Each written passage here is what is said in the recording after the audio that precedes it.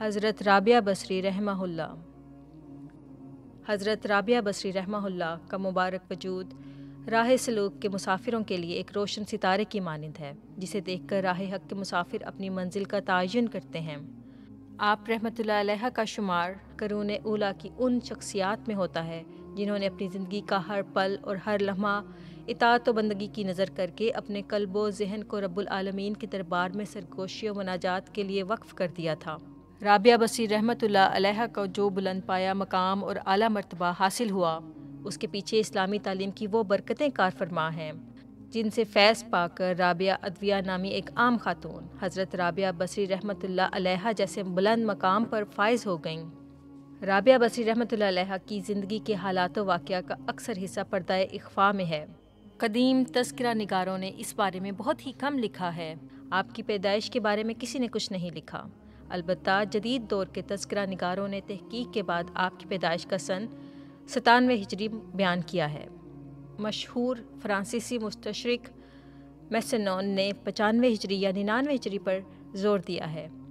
اسی طرح doctor Margaret Smith نے بھی اپنی پی ایچ ڈی کے مقالہ رابعہ دی مسٹک میں، جو کتابی شکل میں بھی شائع ہو چکا ہے، 95 یا 99 ہجری کا ذکر کیا ہے۔ حضرت رابعہ بصری رحمۃ اللہ علیہ کی پیدائش سے پہلے آپ کے والدین کے ہاں 3 بیٹیوں کی پیدائش ہو چکی تھی۔ اسی مناسبت سے آپ کا نام رابعہ یعنی چوتھی رکھا گیا۔ اردو دائرہ معارف اسلامیہ میں لکھا ہے کہ بصرہ کی ایک مشہور عارفہ جن کا شمار اولیاء میں ہوتا ہے، قبیلہ قیس بن عدی کی ایک شاخ العتیق کی آزاد شدہ کنیز جو القیسیہ بھی کہلاتی تھیں، وہ 95 ہجری 713 تا 714 یا 99 ہجری 717 تا 718 میں پیدا ہوئی تھیں۔ انہوں نے 185 ہجری یا 801 عیسوی میں بمقام بصرہ میں وفات پائی اور وہیں دفن ہوئیں۔ حضرت خواجہ فرید الدین عطار رحمۃ اللہ علیہ بیان کرتے ہیں کہ آپ رحمۃ اللہ علیہ کی پیدائش ایک غریب ترین گھرانے میں ہوئی۔ آپ کے والد شیخ اسماعیل رحمۃ اللہ علیہ دنیاوی مال و دولت سے محروم ہونے کے باوجود ایک متقی اور پرہیزگار انسان تھے۔ اللہ تعالیٰ نے انہیں قناعت کی دولت سے مالا مال کیا تھا، اس لیے انہیں دنیاوی مال و دولت سے محرومی پر کوئی شکوہ اور شکایت نہ تھی۔ رابعہ بصری رحمۃ اللہ علیہ کا بچپن عام بچوں سے قدرے مختلف تھا، جو اسرار و معرفت کے متعدد واقعات کو اپنے اندر سمیٹے ہوئے ہے۔ آپ رحمۃ اللہ علیہ بیان کرتے ہیں کہ جس رات آپ کی پیدائش ہوئی، اس روز شیخ اسماعیل کے ہاں کوئی فالتو کپڑا تک نہ تھا جو نومولود کو اڑھایا جا سکتا، نہ ہی رات کے وقت چراغ جلانے کے لیے گھر میں تیل تھا، اور نہ ہی نومولود کی ناف میں لگانے کے لیے تیل کی ایک بوند موجود تھی۔ اس حالت زار میں ننھی رابعہ کی والدہ نے آپ کے والد سے کہا کہ ہمسائے کے گھر جا کر تھوڑا سا تیل مانگ لائیں تاکہ گھر میں روشنی کا کچھ بندوبست کیا جا سکے اور ننھی بچی کی ناف پر تیل لگایا جا سکے۔ شیخ اسماعیل نے اس بات کا عہد کر رکھا تھا کہ سوائے اللہ تعالیٰ کی ذات کے کبھی کسی کے آگے ہاتھ نہیں پھیلاؤں گا، مگر بیوی کے اصرار پر مجبوراً ہمسائے کے گھر گئے اور خالی ہاتھ لوٹ آئے۔ خواب میں رسول اللہ صلی اللہ علیہ وآلہ وسلم کی زیارت و بشارت۔ اسی پریشانی میں انہیں نیند آ گئی تو خواب میں رسول کریم صلی اللہ علیہ وآلہ وسلم کی زیارت ہوئی، جس میں آپ صلی اللہ علیہ وآلہ وسلم نے تسلی و تشفی دیتے ہوئے فرمایا کہ تیری یہ بچی بہت ہی مقبولیت حاصل کرے گی، اس کی شفاعت سے میری امت کے 1000 افراد بخش دیے جائیں گے۔ اس کے بعد حضور صلی اللہ علیہ وآلہ وسلم نے فرمایا کہ والی بصرہ کے پاس ایک کاغذ پر تحریر کر کے لے جاؤ کہ تم ہر روز مجھ پر 100 مرتبہ درود بھیجتے ہو اور جمعے کی شب 400 مرتبہ، لیکن آج جمعے کی جو رات گزری ہے اس میں تم درود بھیجنا بھول گئے ہو، لہٰذا بطور کفارہ حامل حاضہ کو 400 دینار دے دو۔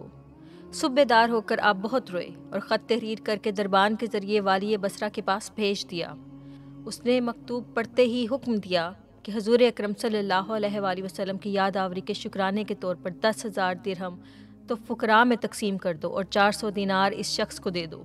اس کے بعد والی بصرہ تعظیماً خود آپ سے ملاقات کرنے پہنچا اور عرض کیا کہ جب بھی آپ کو کسی چیز کی ضرورت ہوا کرے مجھے مطلع فرما دیا کریں۔ چنانچہ انہوں نے 400 دینار لے کر ضرورت کا تمام سامان خرید لیا۔ اس کشف سے جہاں رابعہ بصری کے والد کی بزرگی و شرف کا علم ہوتا ہے، وہیں درود شریف کے فیوز و برکات کا پتہ چلتا ہے۔ ابتدائی زندگی۔ رابعہ بصری رحمۃ اللہ علیہ نے جب ہوش سنبھالا تو والد کا سہارا سر سے اٹھ گیا اور قحط سالی کی وجہ سے آپ کی تینوں بہنیں بھی آپ سے جدا ہو کر نہ جانے کہاں مقیم ہو گئیں۔ آپ بھی ایک طرف کو چل دیں اور ایک ظالم نے پکڑ کر زبردستی آپ کو اپنی کنیز بنا لیا اور کچھ دنوں کے بعد بہت ہی قلیل رقم میں فروخت کر دیا۔ اس شخص نے اپنے گھر لا کر بے حد مشقت آمیز کام آپ سے لینے شروع کر دیے۔ آپ کا یہ معمول تھا کہ دن میں روزے رکھتیں اور رات بھر عبادت میں صرف کر دیتیں۔ ایک شب جب آپ کے مالک کی آنکھ کھلی تو اس نے حیرت سے چاروں طرف دیکھا اور اس وقت ایک گوشے میں آپ کو سربسجود پایا اور معلق نور آپ کے سر پر فروزاں دیکھا۔ آپ اللہ تعالیٰ کے حضور عرض کر رہی تھیں کہ اگر میرے بس میں ہوتا تو ہمہ وقت تیری عبادت میں گزار دیتی، لیکن چونکہ تو نے مجھے غیر کا محکوم بنا دیا ہے، اس لیے میں تیری بارگاہ میں دیر سے حاضر ہوتی ہوں۔ یہ سن کر آپ کا آقا بہت پریشان ہو گیا اور یہ عہد کر لیا کہ مجھے تو اپنی خدمت لینے کی بجائے ان کی خدمت کرنی چاہیے۔ چنانچہ صبح ہوتے ہی اس نے آپ کو آزاد کر دیا اور یہ استدعا کی کہ اگر آپ یہیں قیام فرمائیں تو میرے لیے باعث سعادت ہے، اور اگر آپ کہیں جانا چاہیں تو آپ کو اختیار ہے۔ یہ سن کر آپ حجرے سے باہر نکل آئیں اور ذکر و شکر میں مشغول ہو گئیں۔ حصول تعلیم۔ ایک روایت میں ہے کہ جب تاجر عتیق نے حضرت رابعہ بصری رحمۃ اللہ علیہ کو آزاد کر دیا تو آپ ظاہری تعلیم کے حصول کے لیے بصرہ سے کوفہ آ گئیں، جو اس وقت بہت بڑا علمی مرکز تھا اور جہاں بڑے بڑے نادر روزگار علماء و حکماء ہر وقت موجود رہتے تھے، اور جو اپنی علمی مجالس سے طالبان حق کی علمی تشنگی کو سیراب کرنے کا اہتمام کیا کرتے تھے۔ آپ اکثر ان علمی مجالس میں شریک ہو کر اپنی علمی پیاس بجھایا کرتی تھیں۔ آپ فطری طور پر بہت ذہین تھیں، لہٰذا آپ نے نہایت ہی کم مدت میں قرآن پاک حفظ کر لیا۔ آپ نے فقہ اور حدیث کی تعلیم بھی حاصل کی اور امور دینیا کے سیکھنے میں مردوں سے فوقیت لے گئیں، یہاں تک کہ اسرار فقہ و حدیث اور تفسیر کے رموز خوب سمجھنے لگیں۔ آپ رحمۃ اللہ علیہ نے ان علوم میں اس قدر مہارت حاصل کر لی کہ جب آپ رحمۃ اللہ علیہ واز فرماتیں تو بڑے بڑے محدث اور فقیہ حیران رہ جاتے۔ آپ کی بارگاہ میں بڑے بڑے علماء نیاز مندی کے ساتھ حاضر ہوا کرتے۔ ان کی باوقار علمی مجالس میں حضرت سفیان ثوری رحمۃ اللہ علیہ، جو امیر المومنین فی الحدیث کے لقب سے یاد کیے جاتے ہیں، حاضر ہوتے تھے۔ مشہور بزرگ حضرت مالک بن دینار رحمۃ اللہ علیہ اور جناب شیخ عبد الواحد رحمۃ اللہ علیہ جیسے اصحاب بھی آپ کے پاس حاضر ہوتے اور اپنی علمی پیاس بجھاتے۔ عبادت و ریاضت۔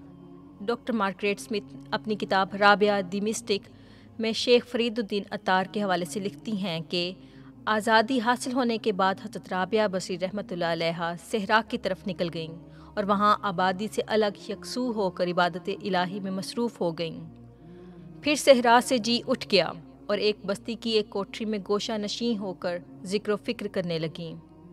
آپ اس ذوق و شوق سے عبادت کرتی کہ آپ کے نزدیک دن رات اور موسموں کا امتیاز ختم ہو گیا۔ یہیں سے آپ رحمۃ اللہ علیہ کے جذب و سلوک کا سفر شروع ہوا۔ لوگوں نے جب دیکھا کہ ایک نوجوان لڑکی شب و روز اللہ کی عبادت میں مشغول ہے تو ان میں آپ رحمۃ اللہ علیہ کے لیے عقیدت و احترام کا جذبہ پیدا ہو گیا۔ تھوڑے ہی عرصے میں آپ رحمۃ اللہ علیہ کے زہد و تقویٰ کا چرچا دور دور تک پھیل گیا اور لوگ پند و نصیحت حاصل کرنے کے لیے آپ رحمۃ اللہ علیہ کے پاس آنے لگے۔ آپ کا قلب خدائی تجلیوں کا آئینہ بن چکا تھا۔ آپ رحمۃ اللہ علیہ کو کثرت رنج و علم نے دنیا اور اس کی دل فریبیوں سے بیگانہ کر دیا تھا۔ پھر اس جذب و بے خودی کی کیفیت نے بے نیازی کی شکل اختیار کر لی اور آپ رحمۃ اللہ علیہ نے دنیا و اہل دنیا کی نفی کر کے خالق کائنات سے اپنا رشتہ جوڑ لیا۔ حضرت رابعہ بصری رحمۃ اللہ علیہ کے بارے میں ایک مصری عالم اور محقق عبد الرزاق پاشا نے یوں لکھا ہے کہ تصوف اسلامی کے ہیکل میں جس ہستی نے سب سے بڑھ کر اور سب سے پہلے حب الہی کو ایک مستقل و محکم مسلک کی صورت میں پیش کیا، وہ صرف حضرت رابعہ بصری رحمۃ اللہ علیہ کی ذات تھی۔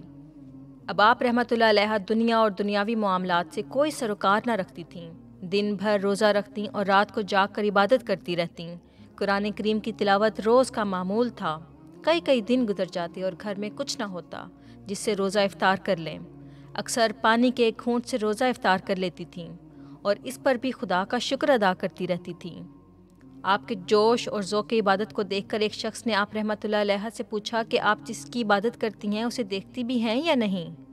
آپ رحمۃ اللہ علیہ نے جواب دیا کہ اگر اسے نہ دیکھتی تو عبادت ہرگز نہ کرتی۔ بصرہ کے ایک شخص نے آپ رحمۃ اللہ علیہ سے شادی کی درخواست کی اور یہ پیغام بھجوایا کہ وہ آپ کو 1,00,000 دینار بطور مہر ادا کرے گا اور ماہانہ 10,000 دینار آپ کی نظر کر دیا کرے گا۔ اس پر آپ رحمۃ اللہ علیہ نے جواب دیا کہ اس بات سے مجھے کوئی خوشی نہیں ہوئی کہ تم میرے دست بستہ غلام بن جاؤ گے یا تمہاری آمدنی میری ملکیت ہو جائے گی۔ آپ نے اسے لکھا کہ زہد و تقویٰ دنیا میں باعث راحت جبکہ خواہشات حزن و ملال پیدا کرتی ہیں۔ اپنی خواہشات کو محدود کرو اور خود پر کنٹرول کرو۔ دوسروں کو خود پر حاوی نہ ہونے دو۔ تم خود اپنے والی وارث بنو، دوسروں کو نہ بناؤ۔ مبادا وہ تمہارا ترکہ تقسیم کر لیں گے۔ اپنے دل میں ہمیشہ موت کا خیال رکھو۔ جہاں تک میرا تعلق ہے تو خدا مجھے اس سے دگنا دے سکتا ہے جتنے کی تم نے پیشکش کی ہے، لیکن اس سے مجھے کوئی خوشی نہیں ہوگی، کیونکہ میں اپنے اللہ سے ایک گھڑی یا ایک لمحے کے لیے بھی غافل نہیں ہونا چاہتی۔ لہٰذا اللہ حافظ۔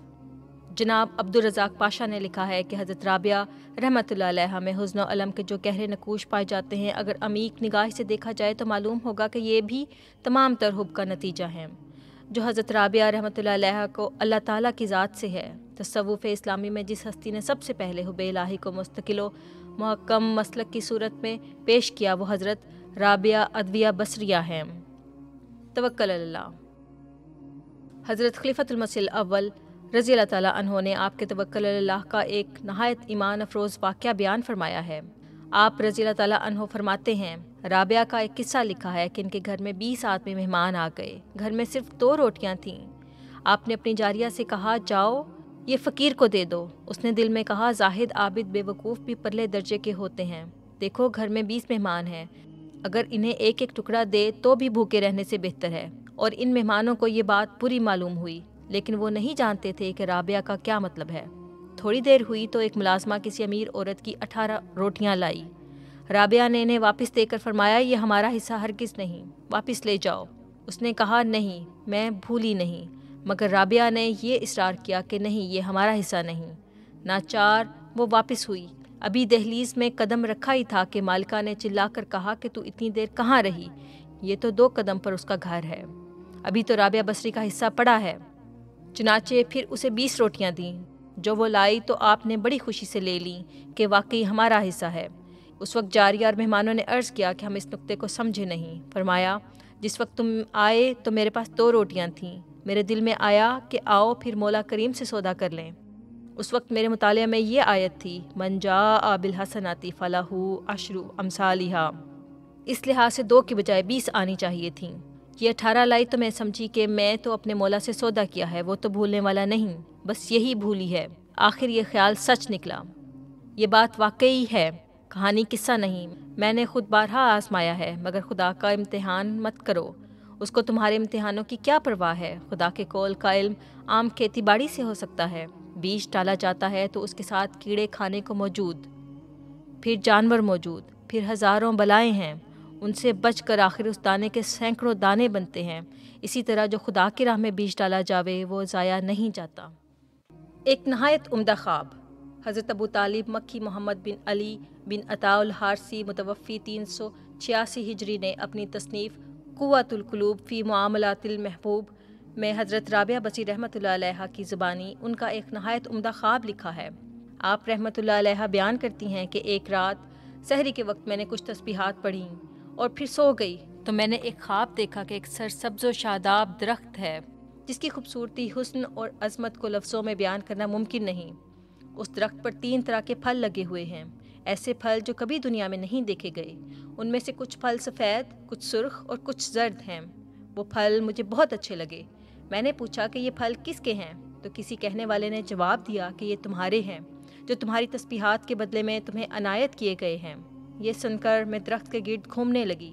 میں نے دیکھا کہ ایک پھل جو سنہری رنگ کا ہے وہ زمین پر بکھرا پڑا ہے۔ میں نے کہا، اگر یہ پھل بھی ان پھلوں کے ساتھ درخت پر لگا ہوتا تو کتنا اچھا تھا۔ ابھی میں نے یہ بات کی ہی تھی کہ وہاں موجود شخصیت نے کہا، یہ پھل وہیں لگا ہوا تھا، مگر جب تم تسبیح کر رہی تھیں تو اس دوران تمہیں ایک دنیاوی خیال آ گیا تھا اور تم اس وقت یہ سوچنے لگی تھیں کہ کہیں گندے ہوئے آٹے میں خمیر تو پیدا نہیں ہو گیا۔ جو ہی تمہارے دل میں یہ خیال پیدا ہوا اسی وقت یہ پھل گر گیا۔ اس خواب سے واضح ہے کہ کس طریق پر عرش معلیٰ پر انسان کے افعال و اعمال کو پھل لگتے ہیں، یعنی انسان اپنے اعمال کی ادائیگی میں جس قدر انہماک، توجہ اللہ اور حضور قلب سے کام لے گا، ان اعمال کا پھل اسی قدر عمدہ، خوشنما، فرحت بخش، پائیدار اور شیریں ہوگا۔ بس یہ ہر انسان پر منحصر ہے کہ وہ عبادات اور ذکر و دعا کے وقت اپنے قلب و ذہن کو اللہ تعالیٰ کی طرف لگائے رکھے اور اسے ادھر ادھر منتشر ہونے سے بچائے رکھے۔ اللہ تعالیٰ کا ارشاد مبارک ہے کہ فَاعْبُدِ اللَّهَ مُخْلِصًا لَهُ الدِّينَ، بس اللہ کی عبادت کر، اسی کے لیے دین کو خالص کرتے ہوئے۔ اس ضمن میں رسول کریم صلی اللہ علیہ وآلہ وسلم کی درج ذیل دعا بہت ہی توجہ کے لائق اور بار بار پڑھنے سے تعلق رکھتی ہے۔ اللہم اعنی علی ذکرک و شکرک و حسن عبادتک۔ اے اللہ مجھے اپنے ذکر، اپنے شکر اور بہترین عبادت کی توفیق عطا فرما۔ دعا بہت کرتے رہو اور عاجزی کو اپنی خصلت بناؤ۔ جو صرف رسم اور عادت کے طور پر زبان سے دعا کی جاتی ہے، یہ کچھ بھی چیز نہیں، اس میں ہرگز زندگی کی روح نہیں۔ جب دعا کرو تو بجز صلاۃ فریضہ کے یہ دستور رکھو کہ اپنی خلوت میں جاؤ اور اپنی ہی زبان میں نہایت عاجزی کے ساتھ، جیسے ایک ادنا سے ادنا بندہ ہوتا ہے، خدائے تعالیٰ کے حضور میں دعا کرو کہ اے رب العالمین، تیرے احسان کا میں شکر نہیں کر سکتا، تو نہایت رحیم و کریم ہے اور تیرے بے غایت مجھ پر احسان ہے۔ میرے گناہ بخش تا میں ہلاک نہ ہو جاؤں، میرے دل میں اپنی خالص محبت ڈال تا مجھے زندگی حاصل ہو، اور میری پردہ پوشی فرما اور مجھ سے ایسے عمل کرا جن سے تو راضی ہو جاوے۔ میں تیرے وجہ کریم کے ساتھ اس بات سے پناہ مانگتا ہوں کہ تیرا غضب مجھ پر وارد ہو، رحم فرما اور دنیا اور آخرت کی بلاؤں سے مجھے بچا کہ ہر ایک فضل و کرم تیرے ہی ہاتھ میں ہے۔ آمین ثم آمین۔ بس عبادات، دعا اور ذکر الہی کے وقت اپنے نفس کو دنیا کی ملونی سے پاک کرنا اور خدا تعالیٰ کے حضور فروتنی اور عاجزی اختیار کرنا بہت ضروری ہے۔ جب اس طرح کی عبادت اور دعائیں کرنے کی توفیق ملے گی تو ان کے بہترین نتائج اور عمدہ پھل عطا ہوں گے۔ ایک مرتبہ حضور علیہ السلام نے حضرت مولانا نور الدین رضی اللہ تعالیٰ عنہ کے نام ایک مکتوب میں دعا کا طریق بیان کرتے ہوئے تحریر فرمایا، رات کے آخری پہر میں اٹھو اور وضو کرو اور چند دو گانا اخلاص سے بجا لاؤ اور درد بندی اور عاجزی سے یہ دعا کرو، اے میرے محسن اور میرے خدا، میں ایک تیرا ناکارہ بندہ پرمعصیت اور پرغفلت ہوں۔ تو نے مجھ سے ظلم پر ظلم دیکھا اور انعام پر انعام کیا اور گناہ پر گناہ دیکھا اور احسان پر احسان کیا۔ تو نے ہمیشہ میری پردہ پوشی کی اور اپنی بے شمار نعمتوں سے مجھے متمتع کیا، سو اب بھی مجھ نالائق اور پرگناہ پر رحم کر اور میری بے باکی اور ناسپاسی کو معاف فرما اور مجھ کو میرے اس غم سے نجات بخش کہ بجز تیرے اور کوئی چارہ گر نہیں۔ آمین ثم آمین۔ اسی خط کے آخر پر آپ علیہ السلام نے تحریر فرمایا کہ مناسب ہے کہ بر وقت اس دعا کے فی الحقیقت دل کامل جوش سے اپنے گناہ کا اقرار اور اپنے مولا کے انعام و اکرام کا اعتراف کرے، کیونکہ صرف زبان سے پڑھنا کچھ چیز نہیں، جوش دل چاہیے اور رکت اور گریہ بھی۔ یہ دعا معمولات اس عاجز سے ہے اور در حقیقت اسی عاجز کے مطابق حال ہے۔